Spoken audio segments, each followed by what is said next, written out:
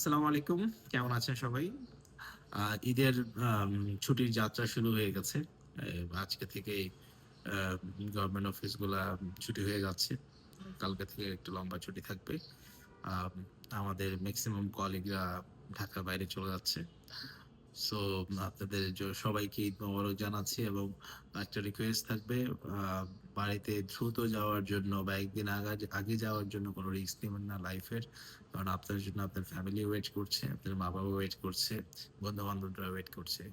So ১ ঘন্টা পরে যান বা ১ টা দিন পরে যান। তারপরেও আ আনন্দঘন পরিবেশে ঈদ করুন এবং ঈদের পরে ফিরে এসে কর্মস্থলে যেন সুস্থভাবে যোগ দিতে পারেন, এটাই প্রত্যাশা।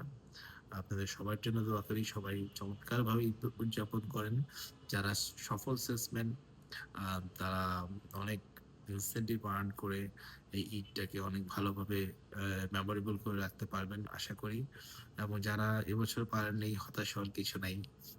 সামনে কোরবানির ঈদ আছে, আবার রোজার ঈদ আসবে।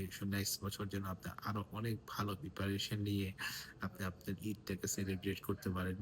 আম তখন দেখবেন আরো বেশি ভালো লাগবে। সবাই ভালো থাকবেন। দোয়া করবেন আমার জন্য। আমিও দোয়া করি আপনাদের জন্য। আসসালামু আলাইকুম।